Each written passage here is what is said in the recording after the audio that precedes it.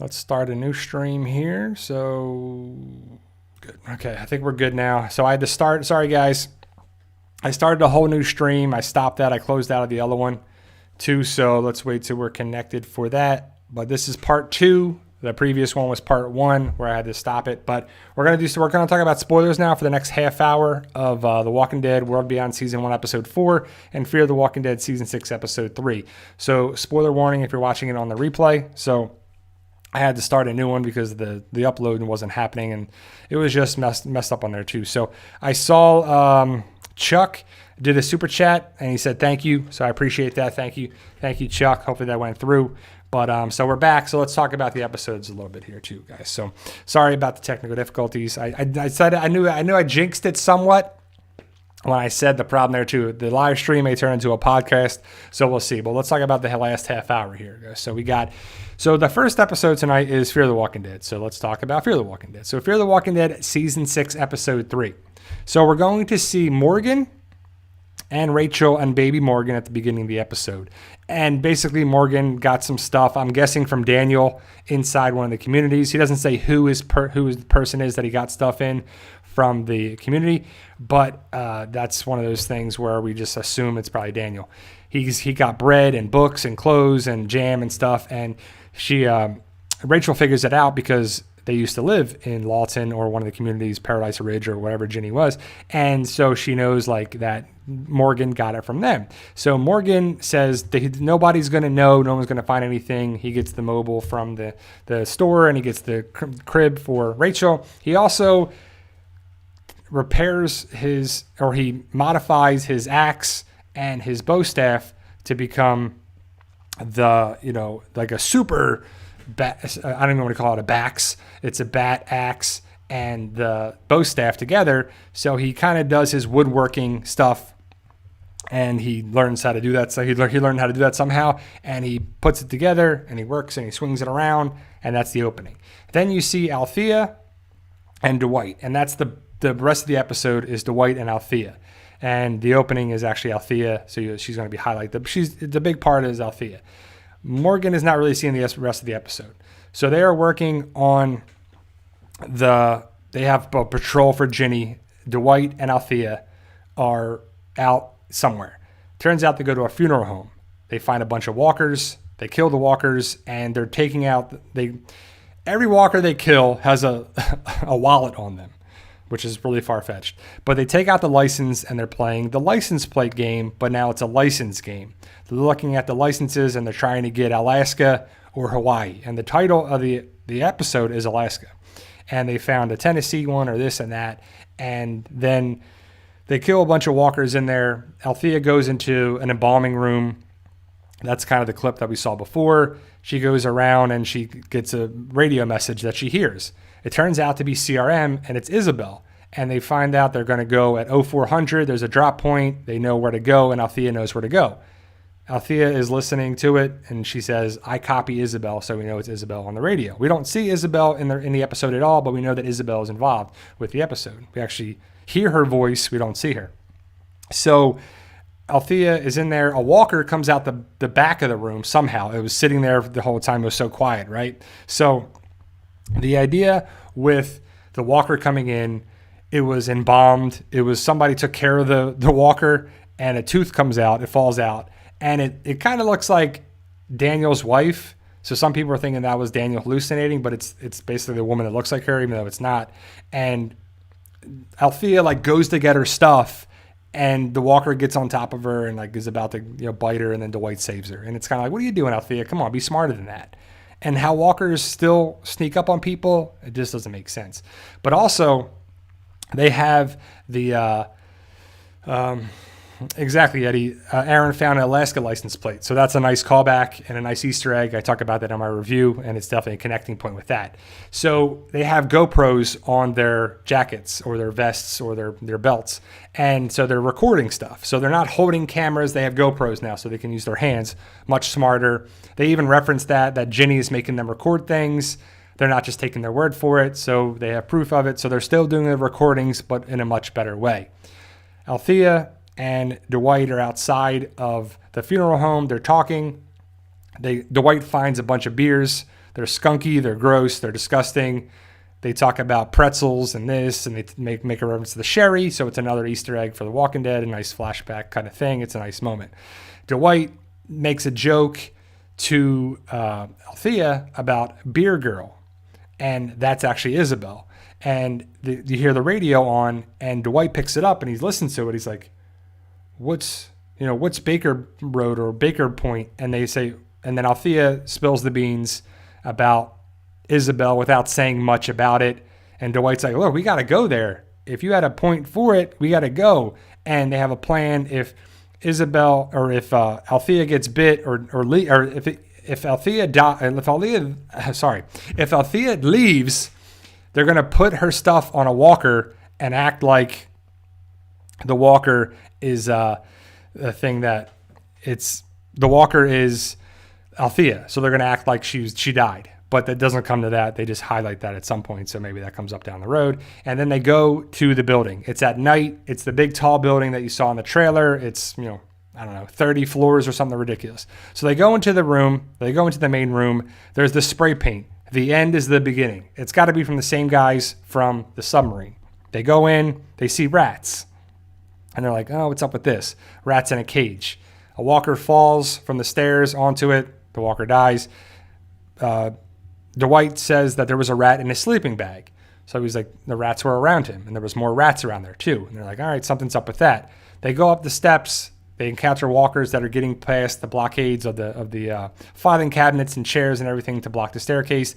They go into a hallway. 2 people are there with guns. One lady is Nora. Another guy, I don't get it. We didn't get his name, or at least I didn't get it. They go in. There are people just living in the building. They've been living there. They work there. They stayed there. I guess they've been living there for years. Don't know how they survived, but they did. Althea looks around. She sees people are sick. They have pustules or growths or something on their necks. She says it's, I'm blanking on what it is, the bubonic plague. She knows because she saw it in Algeria. She leaves. Dwight goes with her. They go into a hallway. There's an axe in the thing. I don't know why the axe isn't taken out and being used on walkers, but either way, she wedges it under the door. She locks it in there, and then she goes, and they go up the steps. Nora is banging on the door. They leave her there. They come across the dead end. They can't get up anymore. They go there. More rats, more stuff. And they're like, the rats got to be from what caused the bubonic plague around there, too. And they go into a wall. They find a thing. They crawl out there, and there's rats all around them. It's pretty gross, actually. Right? They start walking, crawling, getting the thing. They go up there. They go to another floor. They get to a floor that's blocked. The walkers get past the barricade. Althea and Dwight run away. They go hide in a bathroom. They lock the door. Althea looks at Dwight's neck. He has markings like from the bubonic plague. Not good. They say, well, how long does it take for that to show symptoms? A couple days. So it just wouldn't have happened then, right? There was a rat in Dwight's sleeping bag, he said, a couple of days ago. So he could have got it from there, right? So they're trapped in the bathroom. They're about to leave. You hear gunshots. They open the door. Nora from before, who was in the hallway, went up a different way, I guess, and saved them and got rid of the walkers. They go back to the bunch of walkers that are there. They're going around, and the walkers they're still blocked by the barricade a little bit. They decide to let them out, take them out one by one by one by one. Nora says they take out the last walker. Nora looks at one of the people, and it was a walker that she used to work with. She used to work with all these people. She used to stay with these people here, there too, right? Before Althea and Dwight went into the building, they found a walker that had a rat on its chest. So that's kind of gross. Then they kill the walker. Dwight goes into the guy's, jeans pocket, and of course he has a wallet, and he has an Alaska license plate, or driver license, an Alaska driver's license. Althea takes out a bunch of stuff, a bunch of licenses in her pocket. Nora knew the guy. His name was Mark, and he actually went to the roof of where CRM is going to land on, the helicopter, and I guess Isabel or somebody shot him, and he got killed, and he fell off the roof, and Nora knew who he was.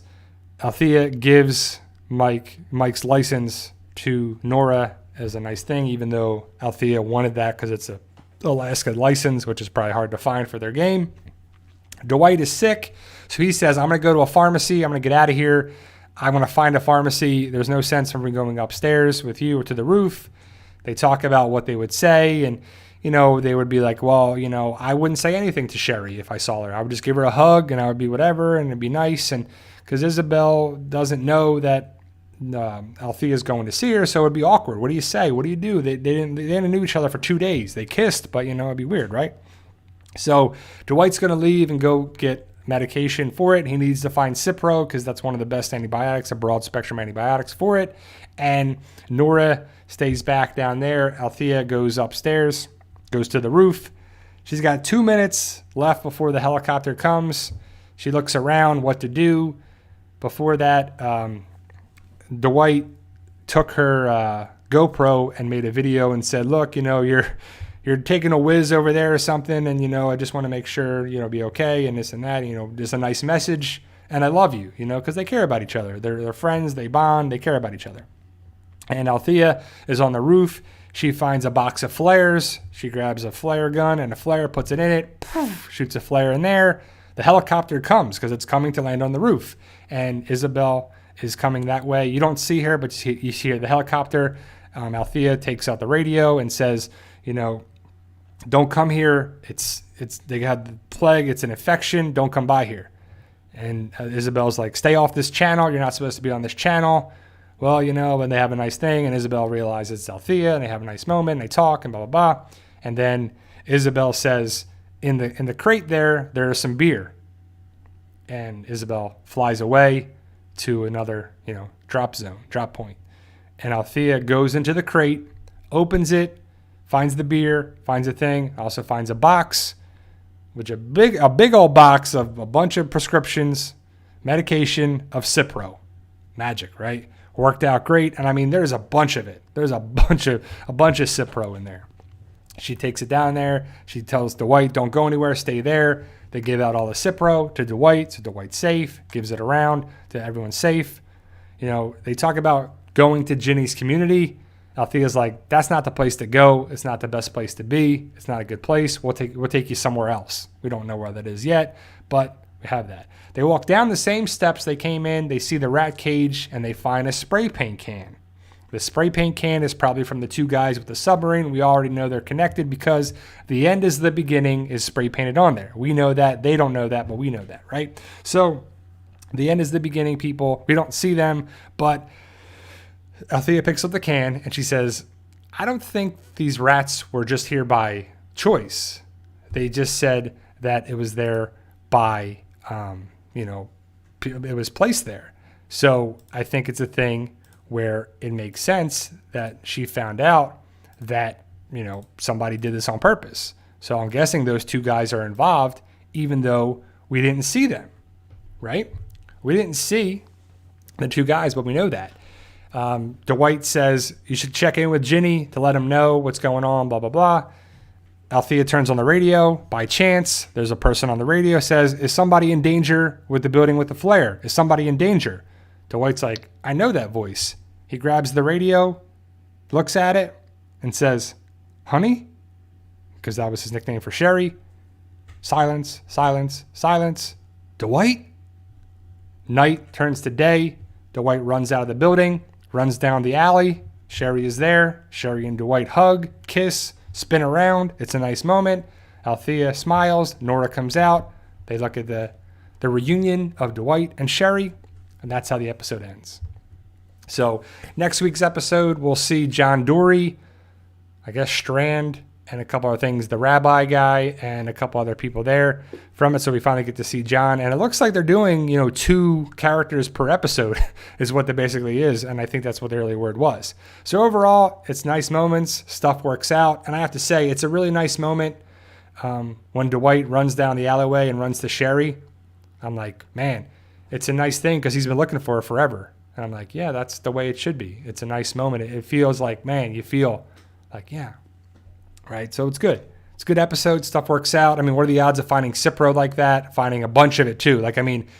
The box is full of Cipro. And I don't even know how many bottles of pills there are, but it's a lot of pills. It could be like 1,000 pills. It's a lot. But you don't see Isabel, even though there's a reunion with that. So Isabel comes back around and we see Sherry.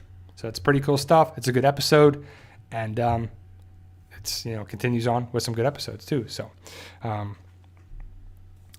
Sleepin' Jimmy says, why is everyone split up? Well, Jenny split everybody up. That was the whole thing, where people are all over the place. And I think Luciana is still with the oil. And so we'll see, what it is. But let's talk about The World Beyond now. So Fear the Walking Dead Season 6, Episode 3 is good. It's a good episode. The Walking Dead World Beyond Season 1, Episode 4. It's not as good as Fear, and it's kind of boring. It's kind of what people hate the show. I don't hate the show, and I don't hate the episode, but people aren't going to like the episode at all.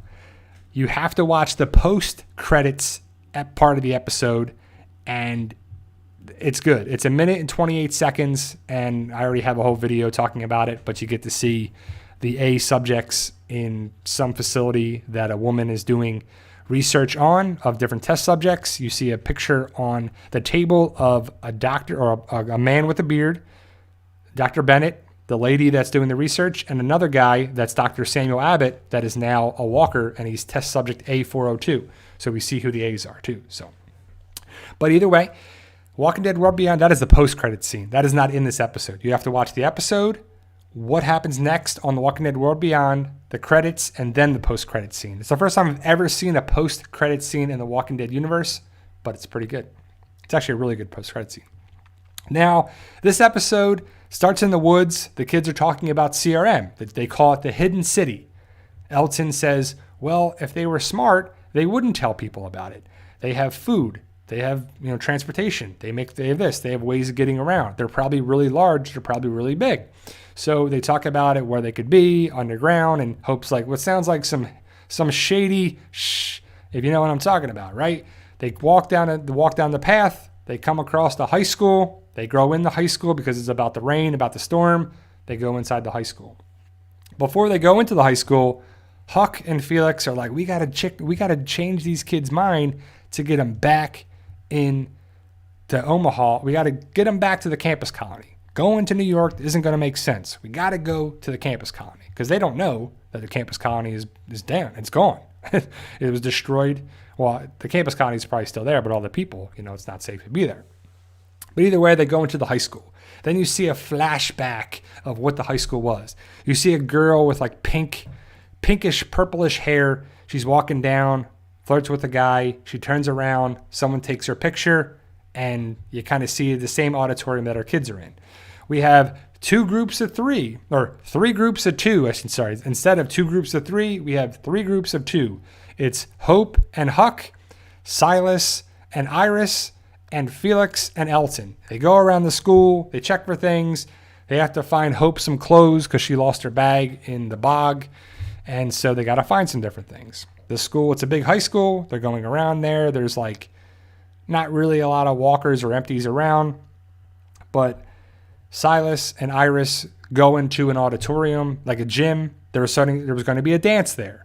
And every show likes to have a Sadie Hawkins dance. And I talk about this in my review. Have you guys ever been to a Sadie Hawkins dance? Do you have a Sadie Hawkins dance? Is that something they have in high school anymore? Did they have that when they were growing up? When I was in high school in the late 90s, early 2000s, we didn't have a Sadie Hawkins dance. That's for sure. So is that just for shows? Is that an old school way of connecting things? I don't know. But either way, there's a banner that we're going to set things up. Iris and Silas are in there. An empty comes by the one door. They try to go out the other door, and it's waterlogged. It's jammed. They can't open it. So the only door is where the walker is. But they're like, we're not going to mess with it. We're going to stay here. So we did. We're going to stay there. Silas finds 3 cans of soda that have to be gross. They have to be room temperature, flat, spoiled, bad. It can't be good, right? But they crack it open. There's carbonation. Like, how old are these sodas? 5, 6, 10 years old? I mean, they got to be old, right? And they found them under the bleachers, not in the soda machine. But either way, they drink it. They talk. They laugh. They have their time. They dance around. They have their nice moments, They're just hanging out, basically. Hope and Huck find some clothes and open lockers, and they find some stuff, and they're doing this, and they're walking around. And then we also see a flashback of Dr. Bennett. He's one of the best things about the show, and he's only in it for like a minute or 2 minutes. I think it's like 48 minutes or something. I know the Fear the Walking Dead episode is 48 minutes. This one is like around the same time, 48 minutes or so. And he talks about, Hope gets in trouble for making stink bombs. Dr. Bennett, this was when he was at the community still, he's doing some research or something. And he's like, well, I was going to come there, and then I thought about this, and then I thought about what to do. Then I had to teach a class, and then I had to do this. And then I was like, well, I could come get you in the school, but then I was like, you should think about what you did. And then they had their moments and stuff, and they had that. And they talked about, like, what did you make in the stink bombs? How did you make them? He's like, she says 40% this and some of this. He's like, that's not what I would do, but that's pretty good, right? So it's pretty good. So then we come back to present day stuff. Hope talks about dads have a weird way of, telling they care about you or showing that they care about you. And so does Huck says the same thing. Dads have a weird way of expressing love or something. It says like that. Basically, they have a weird way of showing that they care about you. They have a bonding moment, and also they come across a wolf that's in the school. You only see one wolf, but I would assume the wolf has babies trying to protect them. So the wolf is by the doorway. Hope and Huck go into a room. They talk a little bit. Huck says, I know a way to get around this. They kind of walk and act like they're not a danger, not a threat, and they just walk away. The wolf doesn't really do anything. But the wolf is taking out walkers, empties inside the school, because Felix and Elton come over and they find the bones and they find whatever, and there's Walker that's like moving. It's kind of still alive, and you see the remnants of the wolf taking out the walkers. But before that, there's a walker in a locker, which I'm like, how did the walker get in there? Did the person die and was put in a locker, or is it a walker that was put into a locker by a person? I don't know. But Elton has claustrophobia, reminding me of Carol. And so he's scared of that. He gets his act together, comes around, and Felix is there, and it was nice to him. They go into a room. It's like a laboratory. They find a box. They find iodine. They find some different things. They find some jugs and containers and stuff to take with them. They talk about, like, why are you here, Elton? You don't really know the girls. You don't do this. And he's like, well, this is a great thing. I'm being practical. It's great to be out and about. He doesn't really know the girls, but he cares about Dr. Bennett and helping them, and he cares about the girls, and he knows them. He knows their morning breath to their bowel movements or whatever. It was a funny joke, and they have a nice thing, and they leave. And then so Huck and Hope find like food and rations and peanut butter and sardines and resources and stuff in the basement. I don't know what school would have it in the basement, but either way, it's in the basement. The layout of the school doesn't make sense for a little bit, but it's writing. It's what it is. Then Silas and Iris are like, we got to get out of here, because they hear like wolf noises or something in the wall, and like things are opening the vents and stuff. So they're like, we got to get out of here. So they decide to leave, right? So they open the one door, the walker comes in, Iris runs out, Silas ducks underneath it, they close the door and they leave. Because again, Silas can't kill a walker, Iris is struggling to kill walkers, so they're struggling to kill walkers, which is probably really annoying to people, but I understand a little bit, even though we should try to have a little bit better with that. So they go and they walk around, they come to this, they come to the basement too, but it's on the other side of the door where Hope and Huck are. So Hope and Huck are getting the resources and the supplies and the peanut butter and all that stuff in the one side of the room, and the other one's the door's closed and it's jammed and it's stuck. Iris and Silas are on the other side, and on their side, Silas grabbed the flare, and they got this red view to it now, this red tint. There's walkers that are stuck in the walls, the lockers, something. They're just stuck in this metal spot. Of course, they get out because our group's there, so they start to come at them.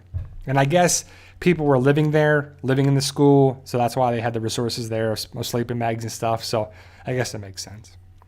So Iris is banging on the door, trying to get Hope to open it. It's stuck. They can't get there. Silas is like, all right, I gotta take this walker out. He grabs his wrench and then stabs the walker in the face with his wrench. Finally, he kills the walker. he thinks about things. He thinks about punching the person he is. It turns out, I believe it's his father. I think he killed his father. And his mother testified against him or something, and it was just crazy, and it's just all this big thing. So I think that's who he was fighting. Might have been self-defense. It might have just been his dad was picking on him or something. I don't know. But that's, I think, who the person was. So other walkers come out. There's another walker that gets there. Silas freaks out.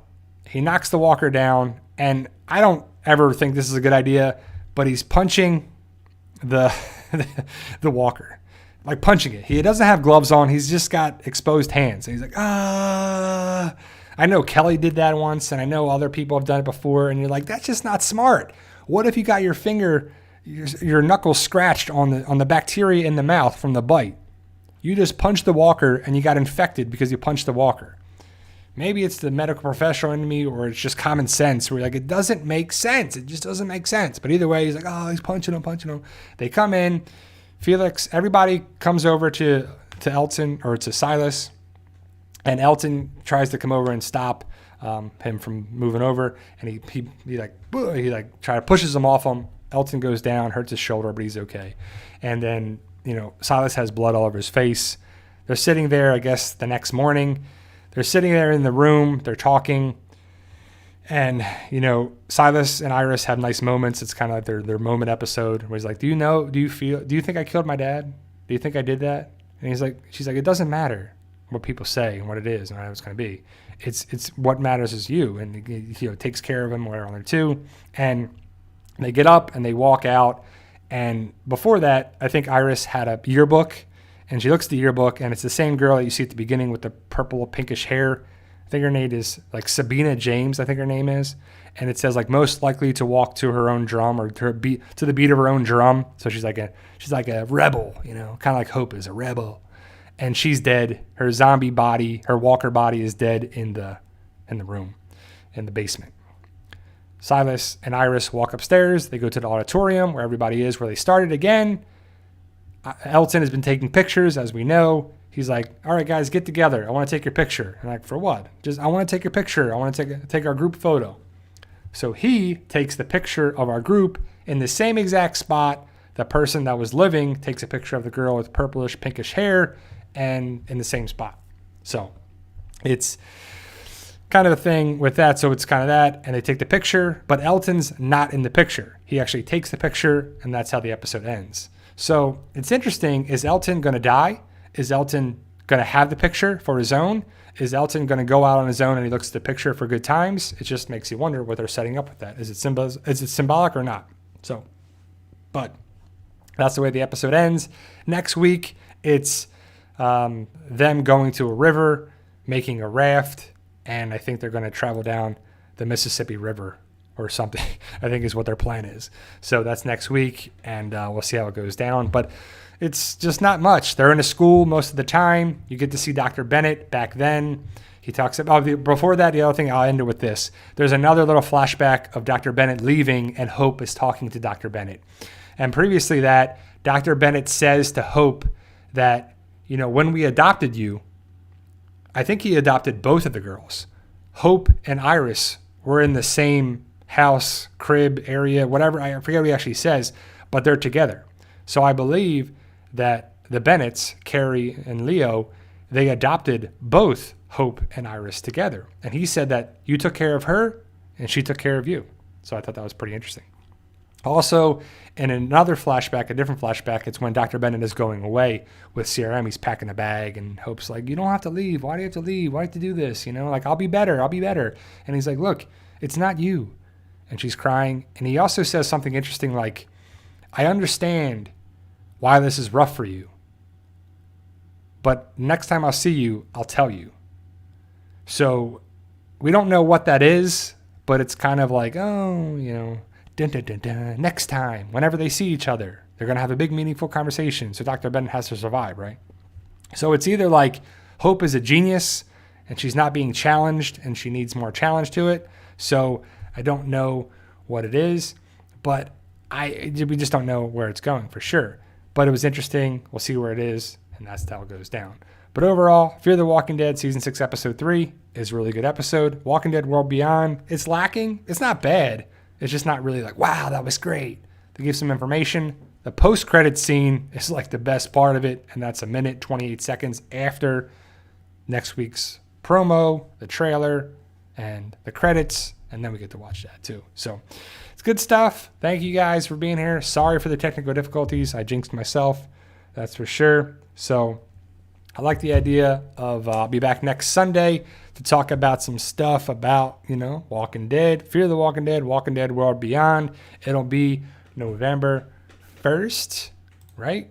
It's crazy. So next Saturday is Halloween. Be safe, whatever you're going to do. Next Sunday, I'll be back for the live stream. That'll be November 1st, our first live stream of November. Thank you guys. Enjoy the episodes tonight. I will post my Fear the Walking Dead Season 6, Episode 3 review, recap, and Easter egg stuff in the same video later tonight. Then I'll have my review of The World Beyond on Mondays. And then I'll be able to talk about some different things later on this week. Talk about Negan a little bit, talk about a bunch of things. So thank you guys for being here. I truly appreciate it. If you haven't subscribed to the channel, please do. I appreciate all that you do for sure. And we got some spammers in here for sure, and that's what people do. But my awesome moderators, thank you, moderators, patrons, subscribers, everybody connected with the channel to make us go and grow. Thank you guys. Be safe. I'll be back next week. I'll be posting videos all next week too. I am thinking about shaving because I have more hours back in the physical therapy clinic coming up this week. And to wear a mask and stuff, it just looks kind of weird with the beard a little bit. So I'll have to see what I can do to do it, but I'll be back to work, so I won't be able to make as many videos as normal, but I'm still going to make plenty of videos, and I may cut down the hour. We'll have to see. Well, I'll be able to post videos. Don't worry about that. I'll be posting videos every day, so make sure you're a subscriber and notified. Get those notifications. I know some people aren't, but remember, guys, with hard work, dedication, belief, and sacrifice, you can truly achieve your goals. Believe in yourself. You can do it. It's about love, support, staying positive, making memories, blocking out the haters, doing what you love, but also being safe. Make it on to the next day. You can do big things in life a little bit at a time. It takes hard work, and you can do it, guys. Remember, be safe. I know it's crazy out there, but it's just a crazy world right now. Let's just make it one day at a time. Make it to 2021, and we'll go from there. Thank you, guys. Enjoy tonight's episode, and I'll see you later. See you guys. See ya.